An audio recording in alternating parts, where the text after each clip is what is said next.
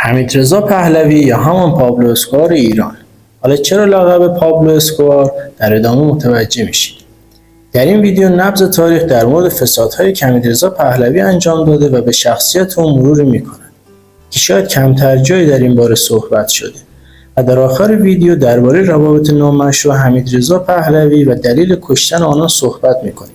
پس آخر ویدیو را از دست ندید. خب اول به صورت خلاصه‌وار بیوگرافی از حمیدرضا پهلوی بگم که شاید خیلی‌ها نمی‌دونن. وی در تاریخ 13 تیر 1311 در تهران به دنیا آمد و 11مین فرزند و 7مین پسر رضاخان و آخرین پسر و 5مین فرزند از عصمت دولت‌شاهی بود. حمیدرضا پس از استعفا و تبعید پدرش با او به آفریقای جنوبی رفت و پس از مرگ رضاشاه در سال 1323 برای ادامه تحصیل به بیروت فرستاده شد و سپس از آنجا به نیویورک رفت که درس خواندنش هم زیاد تعریفی نداشت و خیلی هم اهل خوشگذرانی بود.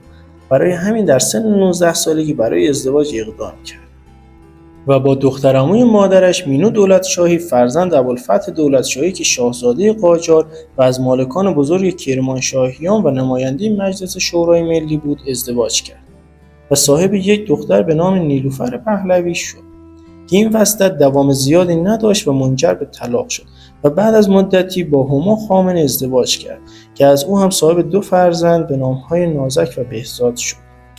حمیدرضا پهلوی معتاد به هروئین بود و زنان بدکار و کاباره‌ای را به خانه می‌آورد و رقیب او در قاچاق مواد مخدر اشرف بود.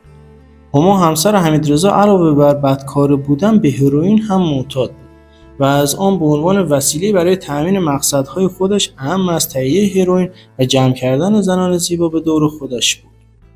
این زن هرزه به شدت مورد علاقه حمیدرضا بود و به همین خاطر از تمام کارهای نامشروعش چشم‌پوشی می‌کرد.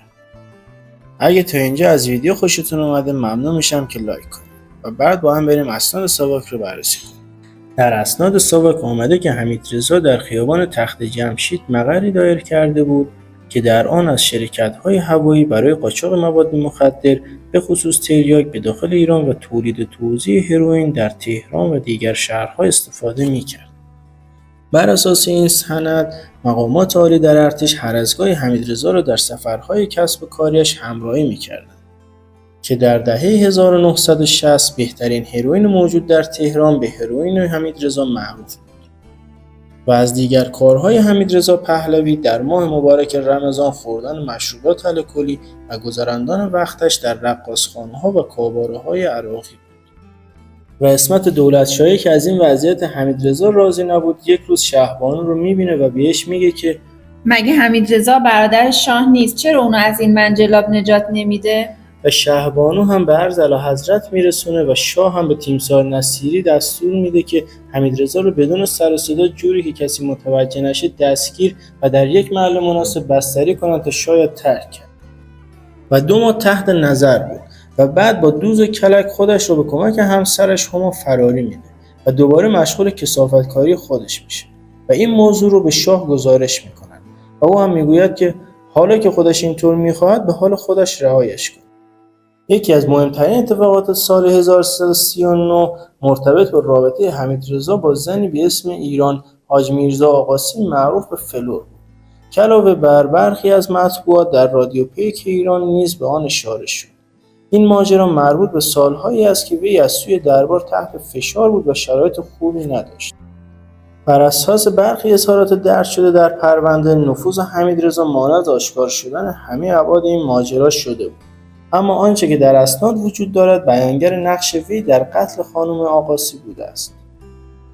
این زن که با حمیدرضا در ارتباط بوده از او باردار میشه و در برابر سخت کردن فرزندش مقاومت میکنه و به همین دلیل حمیدرضا به کمک همسرش هما خامنه او را به طرز فجیع به قتل میرسونه و به دلیل کارهایی که انجام میداد از سمت خاندان پهلوی متهم بود و میگفتند که با این کارها آبروی آن را بردی و همچین کارهایی در شأن شخصیت خاندان ما نیست.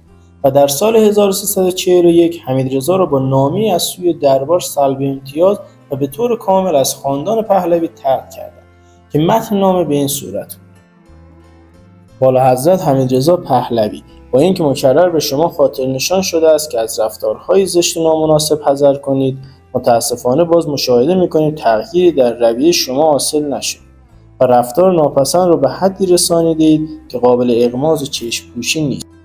چون ادامه رویه نامطلوب شما دور از مقام و شؤونات خاندان سلطنتی میباشد.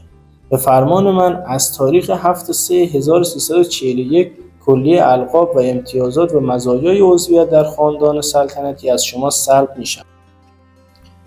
بعد از این اتفاق و گذشت مدت زمانی حمیدرضا عاشق خواهر زنش شد و هما را طلاق داد و با خواهر هما حوری خامنه ازدواج کرد که حاصل ازدواجشون یک پسر به اسم جعفر پهلوی شد. حمیدرضا به علت ارتباط نداشتن با خاندان پهلوی پس از انقلاب اسلامی 1357 در ایران ماند و فامیلیش را از پهلوی به اسلامی تغییر داد و با اسمهای مختلف به قاچاق مواد مخدر ادامه داد که اونو دستگیر کردن و به 10 سال حبس محکوم. در زندان اوین در تاریخ 31 تیر 1371 بر اثر سکته فوت شد و در بهشت زهرا تهران دفنش کرد.